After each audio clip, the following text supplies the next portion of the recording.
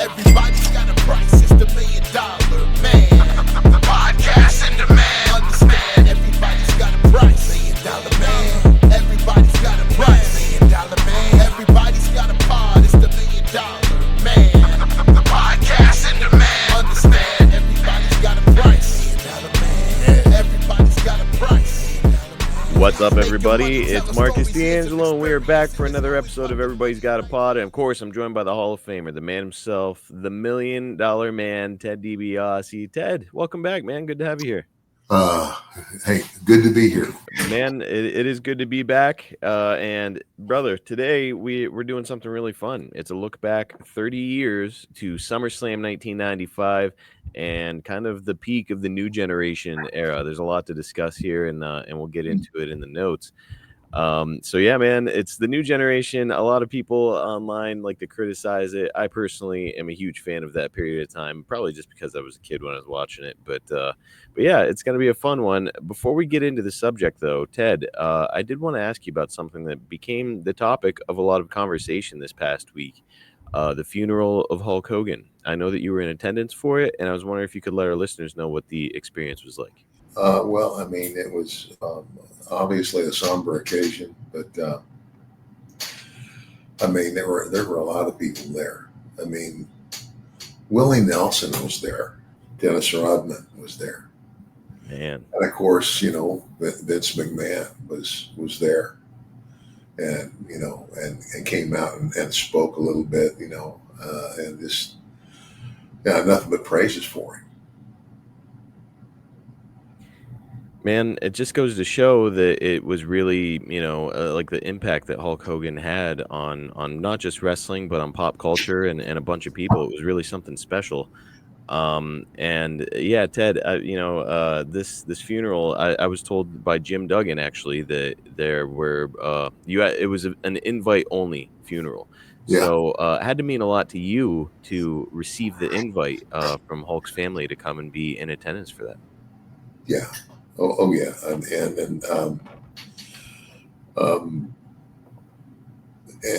again, for obvious reasons. I mean, you know, he and I went all the way back to his very beginning, mm-hmm. And you know, and I hadn't really talked to him in a while, you know, before he passed. You know, but that doesn't mean anything. You know, like, you know, wrestlers. It's like you might not, you know, a guy, you become buddies with him, and then you go separate ways, and then, you know, it could be 2 years, 3 years, or 4 years later, you come back, you get back together, and it's just like you saw each other yesterday. You just pick up where you left off, and that's kind of the way with most of the guys, and but yeah, he was a guy who, you know, it's this. This is, again, obviously my opinion.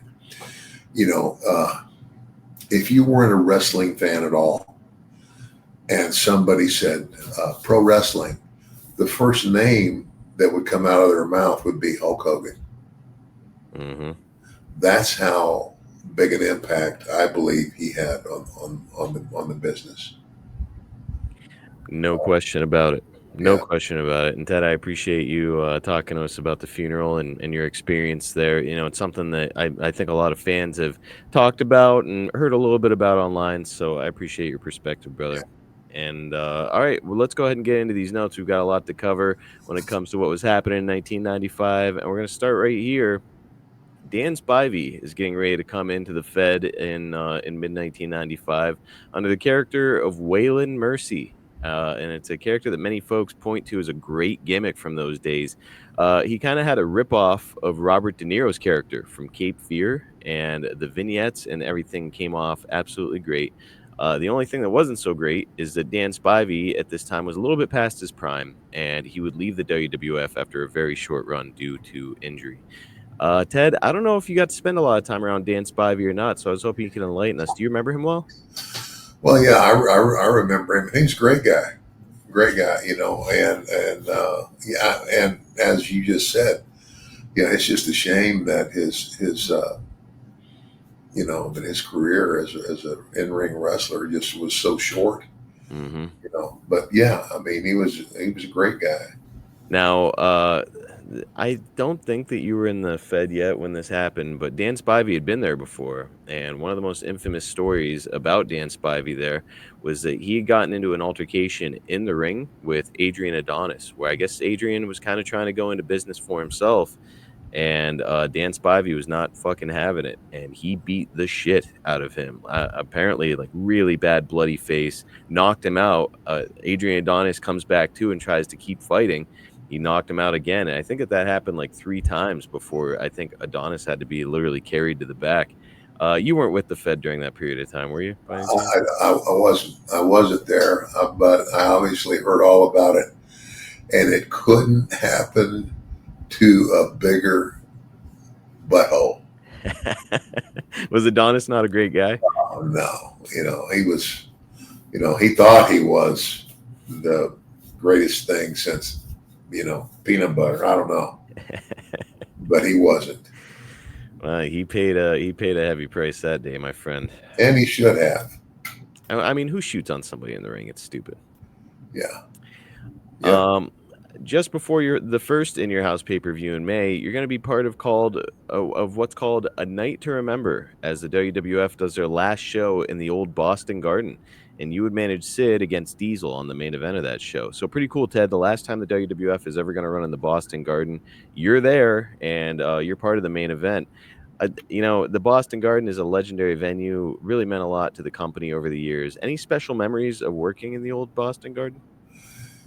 You know what, Marcus? You know, not really. You know, I mean, because you know, and of course back then we wrestled so much. You know, Mm-hmm. but, it's kind of like now, and again, the Boston Garden. I guess you know you could put it right up there with Madison Square Garden, but I believe that Madison Square Garden is the mecca of like arenas where anybody can perform. When Yeah. you can say, "I worked the garden," you know, you're in a select group of people. Absolutely. And I know that the Boston Garden by comparison was certainly nothing compared to MSG, but I mean pretty cool, like I know that you're kind of a sports guy. Larry Bird played basketball Yeah. there. Like Oh, that's oh crazy. yeah, yeah. No, I mean, I'm not taking anything away from Boston Garden at all. I mean, I'm just saying, nation, nationally, if you were to say, like what's the most famous place where you could have an event or see a game or see a band or what have you. 90% of the time, people are going to say Madison Square Garden.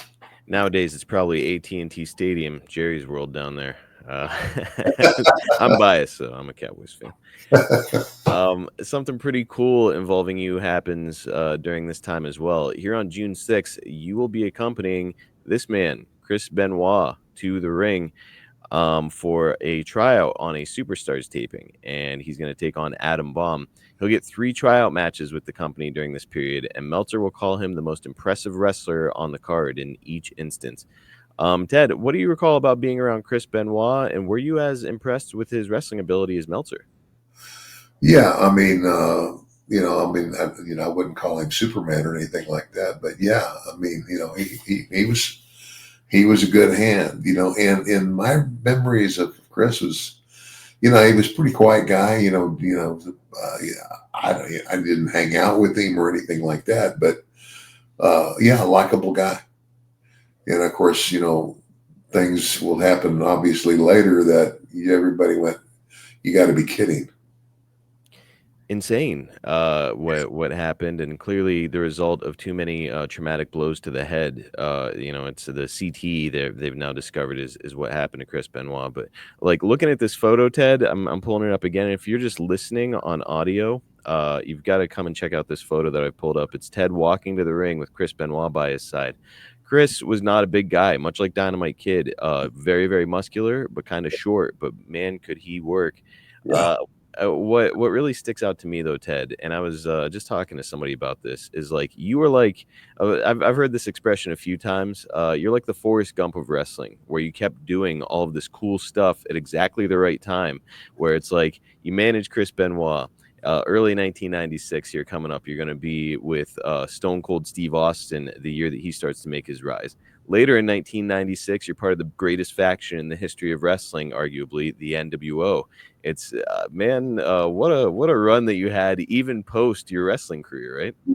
Yeah. Well, hey, and I'm grateful for all of that. At the King of the Ring pay-per-view, you're going to be all over the show. You're going to be helping Kama in a draw against Shawn Michaels in a King of the Ring qualifier before being in the corner of Tatanka and Sid against Diesel and Bam Bam in the main event. The winner of the King of the Ring that year is going to be Big Mabel, who's going to get pushed as a monster heel to face Diesel in 1995.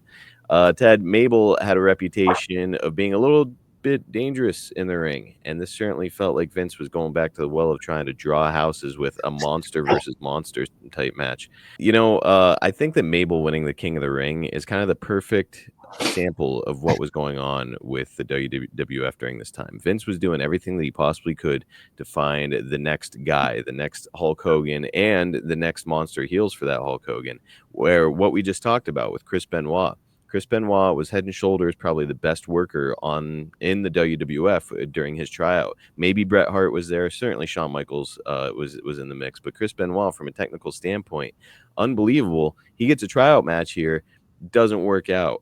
Then, shortly thereafter, Big Mabel is the King of the Ring in the WWF. It's Vince. Vince has always been a very, very smart businessman, as you've always talked about it here on the podcast. But I think he just wasn't ready to adjust yet to the changing times. Could be.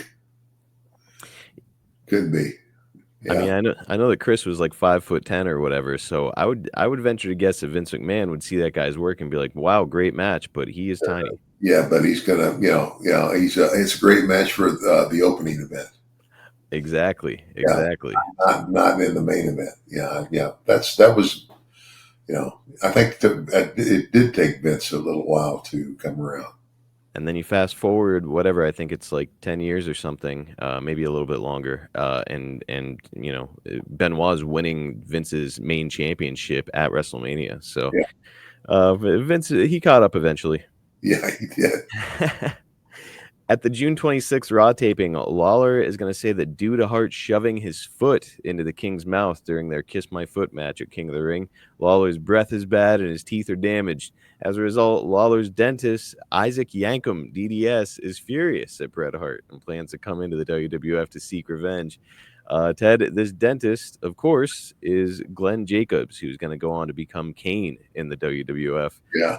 Man, Ted, Isaac Yankem, certainly a bold choice for a character, for a big talented guy like Glenn. What did you think of this unique gimmick? I thought it was good. Did you really? And as he went on, what do you have when you say morphed into what he eventually became? Mm-hmm.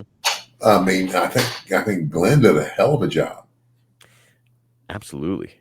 Yeah. And I guess he wasn't such a bad politician either. Yeah, he's doing big things in the world of politics nowadays. Like, man, and like such a great athlete. Glenn was a basketball player, I believe, in college. Now he's made his transition to professional wrestling. Huge guy, great look. It's just funny to me that Vince McMahon would bring this guy in. He was the Unabomb or something like that for Jim Cornette's territory. Vince brings him in and he's looking at this big monster, this great athlete, and he's like, "You look like a dentist to me, bud." Yeah.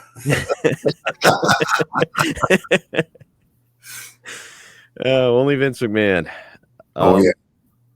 Let's go ahead and move on to In Your House 2. It's at the Nashville Municipal Auditorium on July 23rd, 1995, in front of 6,500 fans.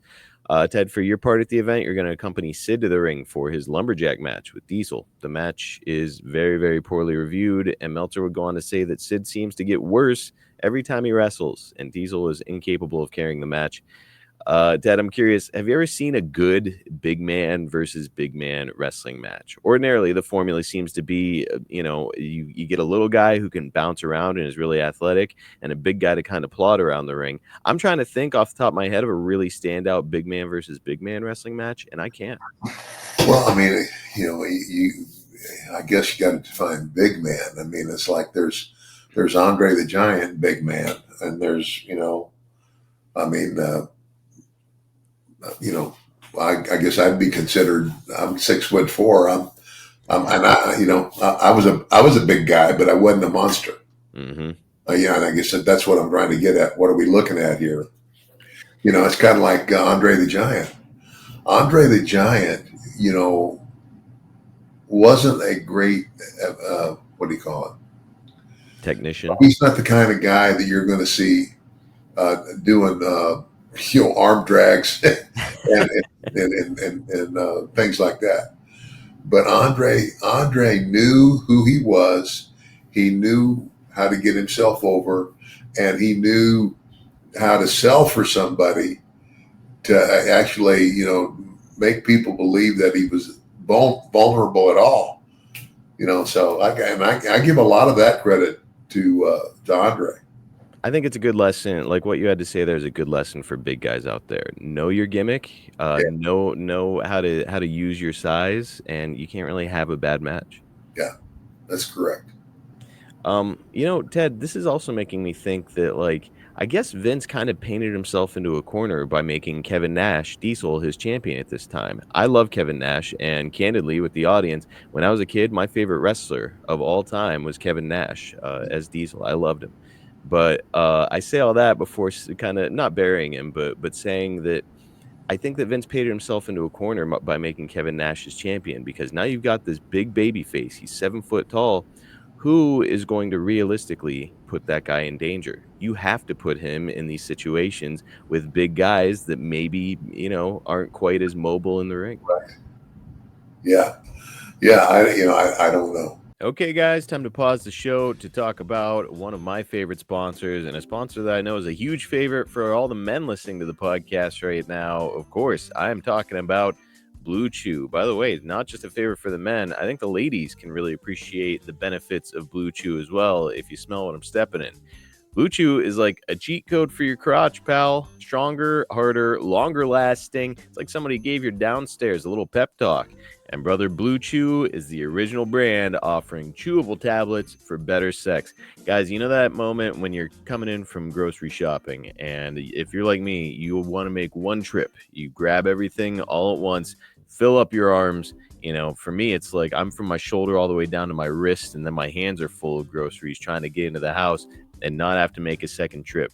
Well, let me tell you, Blue Chew is so effective, you're going to have another appendage to hang groceries off of to bring all those in, because, brother, it is going to get your dick rock hard. You're going to love it. Your partner is certainly going to love it. If you haven't tried Blue Chew yet, you could be missing out on the very best sex of your life. But listen, it isn't just about performance. It's about legacy, or third legacy, if you will. Give her group chat something to talk about. You know what those girls are on there texting about you. Why don't you give your wife or girlfriend or significant other, spouse, whoever, something good to talk about? Nothing is going to make you more of a legend than a little Blue Chew. It's time to discover your options at BlueChew.com. And we've got a special deal for our listeners. As always, get your first month of Blue Chew free. Just use promo code EGAP at checkout and pay $5 for shipping. That's it. I'm telling you right now, you are getting erections sent to you in the mail for free. You really cannot do much better on a deal than that. Honestly, what do you have to lose? Just give this thing a try. If for whatever reason you end up not liking it, don't do it again. All you lost is $5. It is seriously worth just trying out. Not just for you. Do it for your partner, pal. Join Blue Chew's mission to upgrade humanity one thrust at a time. Head to BlueChew.com for details and safety information. And we want to give Blue Chew a big thanks for sponsoring Everybody's Got a Pod. Now, the really big news coming out of the show is that both Jeff Jarrett and the roadie, which is Brian James Armstrong, will abruptly quit the company immediately following the show. This is notable because Jeff Jarrett and roadie are both heavily featured on the show, with a long-anticipated concert for Jeff Jarrett's song With My Baby Tonight, and Vince clearly views Jarrett as one of his top heels. Now, Jeff Jarrett himself has stated that he disagreed with the creative direction to break him up with the roadie during this time, and he also cited road fatigue due to the crazy WWF schedule during those days. So, Ted, I say all that to ask you, what can you tell us about the road fatigue during this time, and how you felt when you're making all these towns constantly with WWF? Well, I mean, it comes with the territory. It's kind of like if you knew what is expected of you going in, then once you get in, you have nothing to complain about. Mm-hmm. And I mean, I grew up in the wrestling business, and I watched my dad wrestle 7 nights a week. So it never really phased you to be on the road. Hardly ever a day off anywhere. Mm-hmm. Anywhere. And so it's just the way the wrestling was. Was there ever a period over the course of your career? Because again, you were active in the ring for whatever, close to 20 years. Was there ever a period over the course of that 20 years where you're like, I need a fucking break from this? Like, I'm exhausted. I just want to go home. Or were you pretty much like you accustomed to the lifestyle? I was accustomed to the lifestyle. The only time, it's like I would, I'd get a break, and it's I tell you what really made me mad. What's that? It used to be, like when my dad was wrestling, it's like, Christmas is Christmas. It was day off. Yeah. And then, New Year's Eve is New Year's Eve. It's a day off. Thanksgiving. Yeah. Yeah. And then all these promoters found out that people love to open their presents and then go do something. Yep. And though all of those holidays became some of the biggest money grossing days in the business. And it's kind of like, there wasn't a whole lot I could do about it. It's tough as a performer because, you've got to make the compromise now where you're like, well, bye wife and kids. I have to go wrestle. But also, next time you see me, I'm going to have a shitload of money in my pocket because I'm going to get paid off this enormous house, So but it was difficult. It was, I get up on, I can remember getting up because then, by the time I had children, I think, well, they were very young when I was in Atlanta. And then when I came back to work for Bill Watts in Mid-South, I can remember, doing Christmas on Christmas morning and then getting in my car and driving to New Orleans for a big show, Brutal. Yeah. Brutal. And I think it takes a special spouse to understand what you're doing and not give you a hard time about it, Yeah. Well, she knew. She I explained the nature of the beast to her, and she goes, "It's just what it is," and like, I don't know. It was tough though, man. It was. More than anything, it's got to be like you're not even disappointing your wife because she understands, but it's like saying goodbye to your kids on Christmas morning because daddy's got to go make some money. Yeah. That's tough. Well, Ted, I'm glad you brought up Bill Watts because following in your house too, it's going to be announced that Bill Watts has officially joined the WWF to help book creative following the temporary retirement of Pat Patterson. Bill's run in the WWF here in 1995 is going to be a very short one. Ted, what do you remember about your old pal and a guy that I know you have a lot of respect for coming into the WWF 30 years ago? Well, and again, obviously, when I first heard it, I thought, well, yeah, that's great because Bill he's brilliant in terms of his understanding of the business and trying to, I'm trying to. It's kind of like I think he and he and Vince, I can't remember where they were coming. They had been to somewhere, and they were going back to Stanford, and and basically Vince said, pull the car over, and so Vince and Bill got out, and Bill told me, he says, what am I going to have to do? Going to have to beat the shit out of this guy or what? And so, and what he said that Vince said this to him. He said, Bill, I know I could give this to you. I could turn over the whole thing, the booking, all that deal, and you would do an unbelievable job with it. He says, but what you have to understand is just, I can't do it. In other words, it was Vince admitting that, his pride and his ego. It's like, he says, if I let you do that, then you get all the credit. Yeah, he was a control freak. Yeah. So that's why Bill wasn't there very long. It is a shame because, I know that a lot of people have their issues with Bill, but the fact of the matter is he does have a great wrestling mind. And yeah. I mean, and I know, and I know Jake hates him. Mm-hmm. And I don't know. I mean, I think there's a lot more than Jake's hate than just not being paid well. Yeah, it stems back to Bill was running WCW back in 1992, and Jake came in, and Bill disagreed with a contract that had been drafted by his predecessor, and tore it up right in front of Jake and gave him a different contract. So ever since then, Jake has hated Bill Watts. Yeah. Yeah, so that's a long time to hate a guy, though. That's 33 years now. So Pat Patterson retired, and Jack Tunney is also going to retire during this period. Were you around Jack Tunney much? Not really. I wasn't around Jack Tunney very much. Obviously, Pat Patterson, he was like Vince's right-hand man for the longest time, and rightfully so. Pat Patterson was a great in-ring performer and very smart, very, very savvy of the business. And I mean, he's the guy I would go to if I had a question about anything. I would bypass everybody and go to Pat Patterson and say, Pat, what do you think?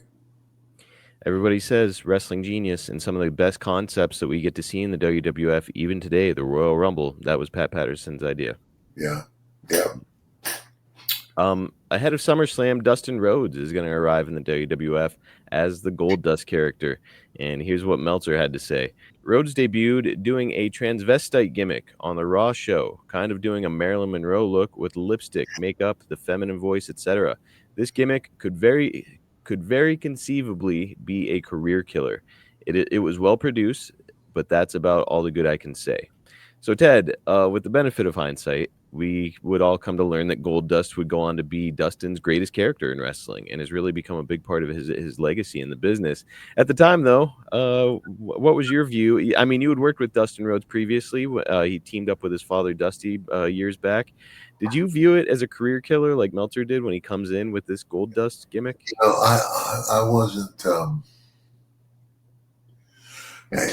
kind of riding the fence. It's like, I mean, I was kind of like, if it's done right, I think it could really work. This is, but you just have to do it right all the time, or it could kill him. Yeah, a pretty wild change of character for Dustin. Even in WCW, he'd been the natural. Dusty's son is now this natural wrestler, and of course, like I mentioned, you teamed up against him in the Fed before, but now here he comes with all this face paint, and he's like kind of hitting on Razor Ramon, and he made it work, huh? Yeah, he made it work. Well, let's get to SummerSlam. It takes place right here where I am now in Pittsburgh at the Civic Arena in front of 18,000 fans, and Meltzer absolutely gushes over the performance of Shawn Michaels in a ladder match against Razor Ramon. Ted, if you recall, the two had stolen the show in a ladder match the year prior at WrestleMania 10, and now here's the return bout at SummerSlam. And here's what Meltzer had to say. You can call him the Ric Flair of the 90s or the most talented American worker of all time. You should call him the WWF champion. Michaels, in comparison with Flair, is far superior athletically and as charismatic as Flair was at his peak. Michaels has the potential to far surpass him there. Michaels is not Flair's equal on interviews, and Flair's one advantage when it comes to in-ring performance is that in his prime, he did it 300 nights a year with a level of consistency that Michaels and nobody else in WWF can come close to. But I don't think on Flair's best day he could have put on a show like Michaels did at SummerSlam.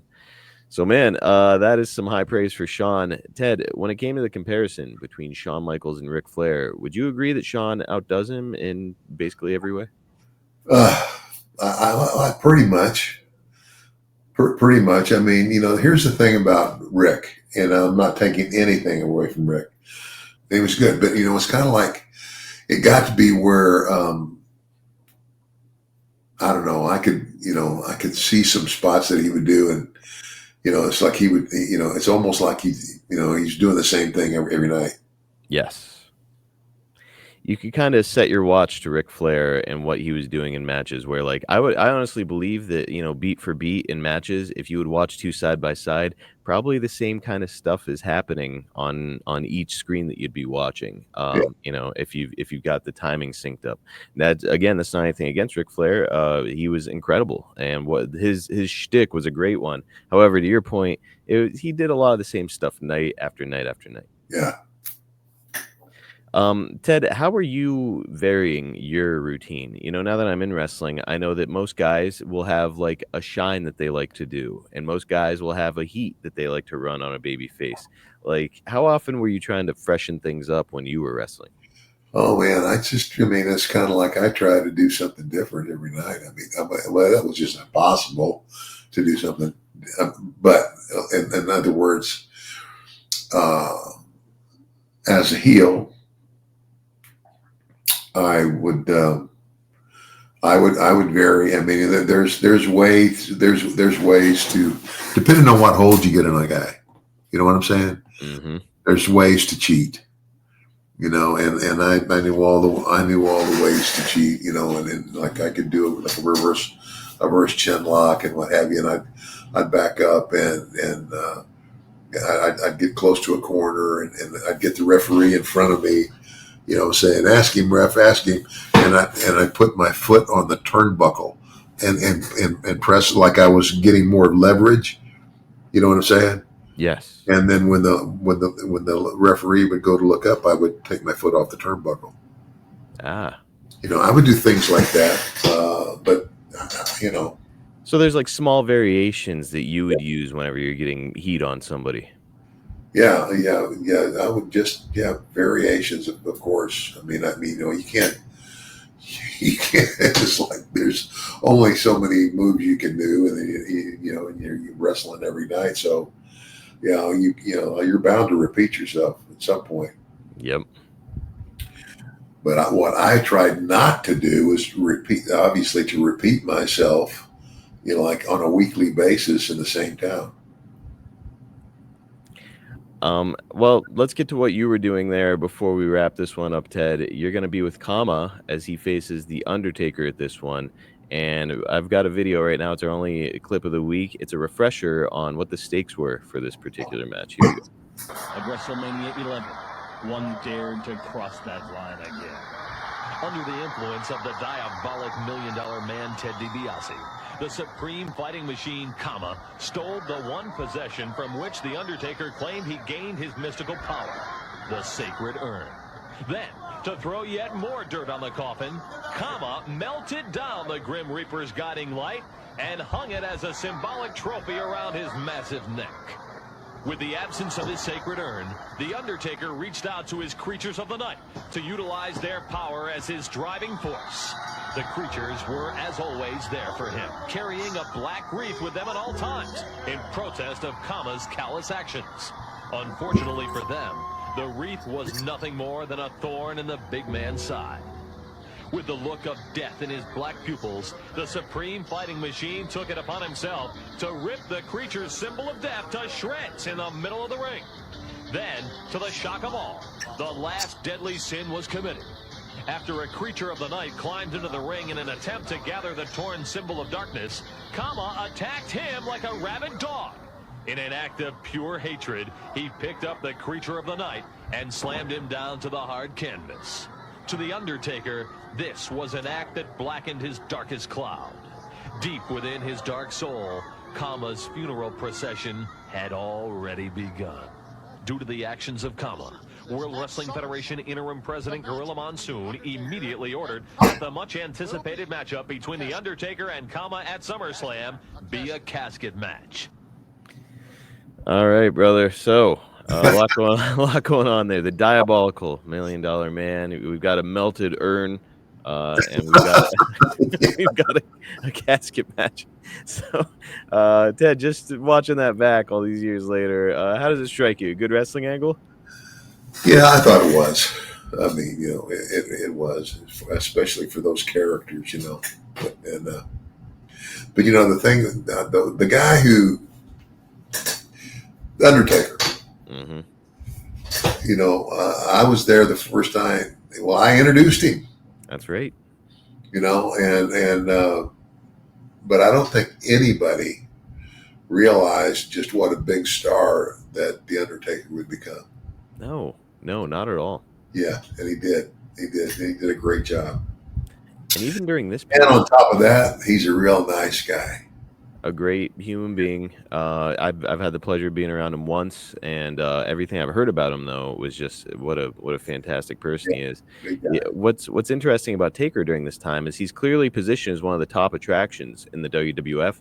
However, he's pretty much a mid-carder through most of the mid-90s, where you've got Diesel on top and you've got Bret on top. He'll make appearances in the main event, but for the most part, he's doing these kind of mid-card angles and storylines. I mean, you'd been around him now for 5 years at this point. He debuted in 1990 at Survivor Series. Yeah. So, Ted, I want to ask you, when you're looking at him and this character and you see that it's really over, did you view him back during this time as okay, that's a guy who could and should be in the main event? Yeah, obviously there were times when, yeah, sure. But you can't always be in the main event. No. Can't be and shouldn't be. Yeah, I mean, it's kind of like, that's, the only guy who would be in the main event every night would be a world champion. Yep. Defending his title, and God bless that guy too, because he's gonna go. He's gonna put on some hard miles. Yeah. All right, last question. We're wrapping this one up. Ted. Yeah. The casket match in wrestling. The gimmick here, of course, is that there's a casket at ringside, and you want to stuff your opponent into the casket and close the lid to get the victory. What do you think of the concept? As somebody who was raised in wrestling, an old school mentality, what are Ted DiBiase's thoughts on a casket match? Well, I mean, you know what? Everything's a gimmick. Mm-hmm. There's got to be a gimmick, and if you can come up with a new and a unique gimmick, a new idea. I mean, I thought that was, what a deal. I mean, especially for whoever's going to lose that match, to be, I would go kicking and screaming. It's like if you were going to put me in a coffin, right? And shut it. It's like no way in hell, buddy. But I mean, that's what it was. That's what it was, and so that's what they did. I thought it was genius myself. It plays on people's claustrophobia. Who wants to be closed in a damn casket, right? Yeah, no kidding. Yeah, so no, great stuff. And Kama would lose the match to the Undertaker there at SummerSlam, of course. And we're moving down the road. We will be picking up the story of 1995, of course, probably at around the Survivor Series season. So stay tuned for that. And here coming up on the show, so that was the 30-year anniversary in the WWF. We're also going to be exploring the 35-year anniversary, which is going to be SummerSlam 1990. So that one's going to be coming up here soon on the show. So, Ted, as always, really appreciate all of your time. And I know that you got some stuff going on, so I appreciate you breaking away to come and do the podcast. And all my best to you, my friend. It's always a pleasure to chat with you. Well, hey, Marcus, without you, I couldn't get this done. And you have done such a good job of bringing so much stuff back. And it's like refreshing my memory on things that I had forgotten, But anyway, With all that said, I just have to remind everybody that everybody's got a price for the $1 Million Man. Catch you guys next time right here on Everybody's Got a Pod.